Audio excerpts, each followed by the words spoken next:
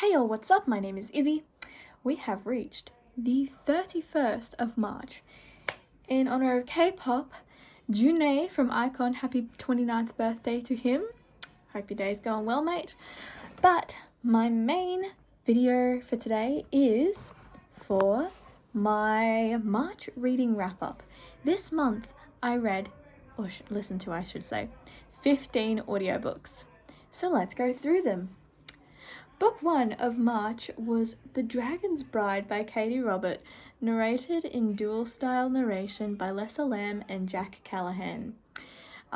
This is the story of our MCs, Briar Rose, yes, I know, it's the name of a fairy tale princess, and Sol. I gave this one 5 stars. Sol, his voice, Jack Callahan's voice, Sol's personality, he's like the perfect golden retriever boyfriend, and Briar it's cool. She doesn't complain too much, but yeah, I liked her. Book 2 was The Ice Monster by David Walliams.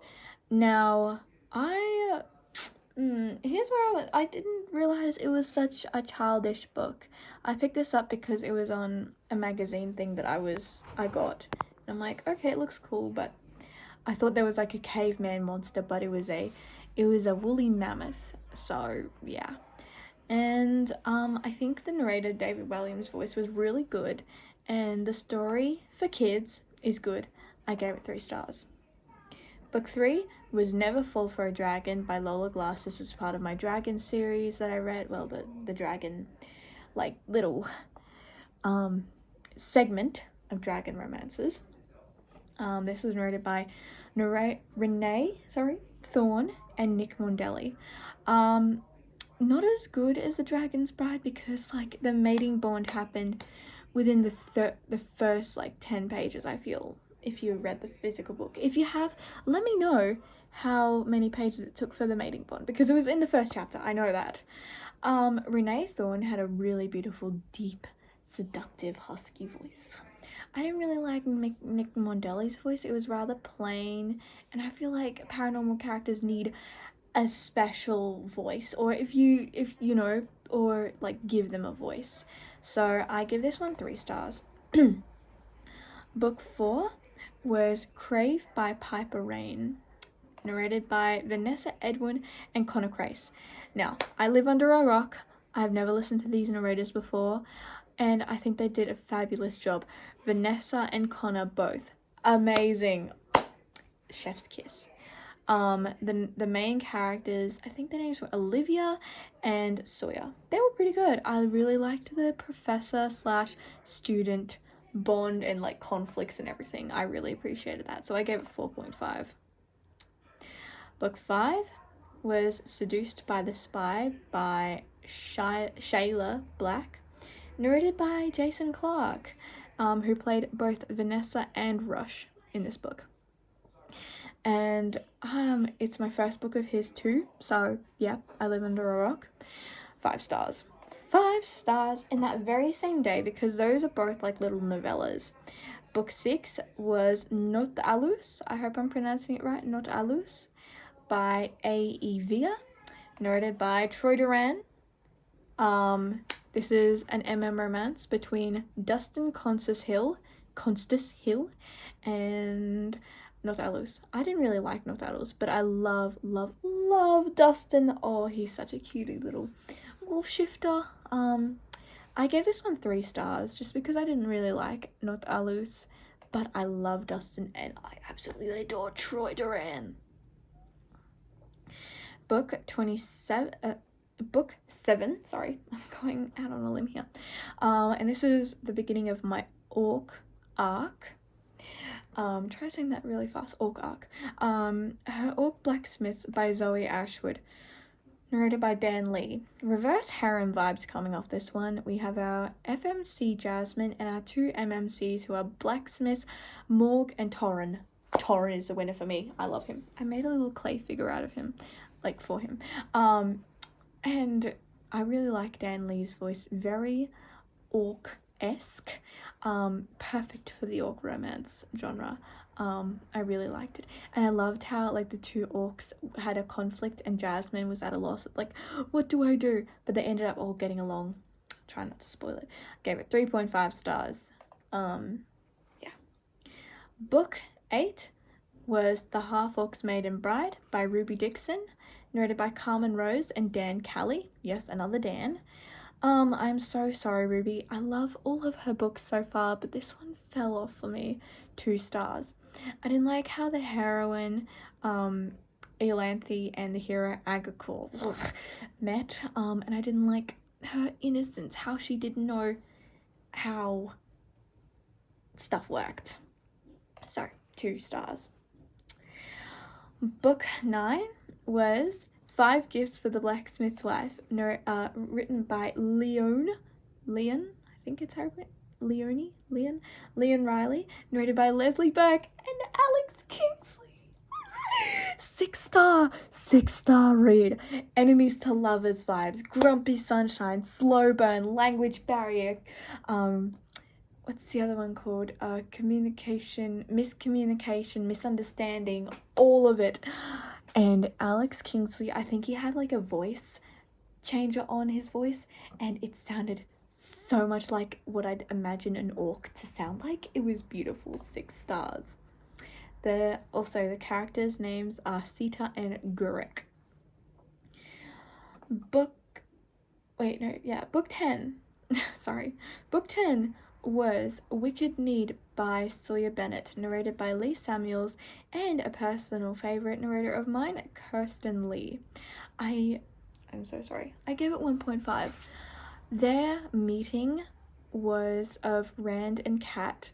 I just feel like, why do you need an 8-hour long audiobook?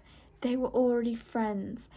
Like, I guess that it was a bit of a slow burn and miscommunication and like the anxiety between the characters, but why? It's not necessary. Just get in and do it. Yeah. Book 11 was Lost to the Alien Lord by Ella Blake, narrated by another personal favourite narrator, El Sonali, and Tor Tom. 3 stars, you guys. For the language barrier trope, no. It was solved too quick and in an unethical way. Like, it was not natural. Oh, the ship can, I can touch the ship and it can transfer my language into your brain. Like, no. I found the heroine very whiny, Jeddah, and the hero severe. Sometimes he was so overbearing, especially in his own chapters, but in her chapters he was really sweet. But yeah, I wish the language barrier, oh my god, what is that? I wish the language barrier just was explored a lot more. Book 12 was The Sea Monster's Mate by Delaney Drake, narrated by Zachary Zaba. 5 stars! Another romance between Eric Baird and Tifodorus. I think that's how you pronounce his name, Tifodorus. I think it was lovely, and Tifodorus was like a squid humanoid. The spice was unmatched, and yeah, I just really liked it, and I liked their little family that they had. Usually I don't like the family trope, but I don't like it when like they already have kids. When they have kids in the book, it's fine.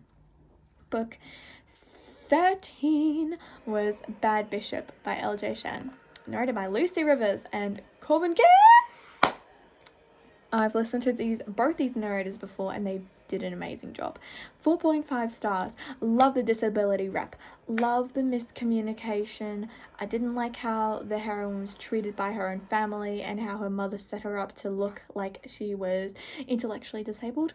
But I love how scarred and just beautiful the hero was. Tiernan Callahan and Lila Ferrante. Book 14 was Ice Mechanic. Oh, wait.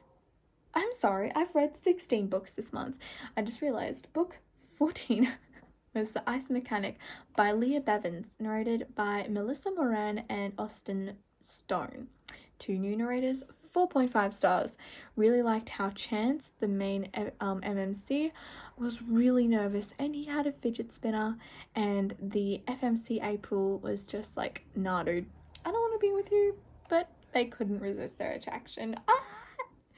Book 15 was, excuse my language, The Pussy Next Door, written by Amy Award, narrated by Stella Hunter and Blake Lockhart. 3 stars. Blake, I didn't really like his voice. I'm so sorry. Stella Hunter did an impeccable job. I love her so much. And I just feel like the story, they had a mutual attraction, but it was her brother who was keeping them apart. And I just could not understand that, like, just no. And finally, book 16 was Born Darkly by Trisha Wolfe, narrated by Samantha Brentmore and Jacob Morgan, 2 new narrators to me. 4.5 stars. I love how broken the hero was, and the heroine actually. So London and Grayson, I love them.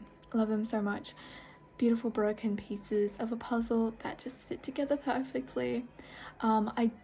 I'd only give it 4.5 because I didn't like how, like, psychological the book was. Like, they dived into it and I just couldn't stand most of it, and the excessive length, but overall it was really, really good.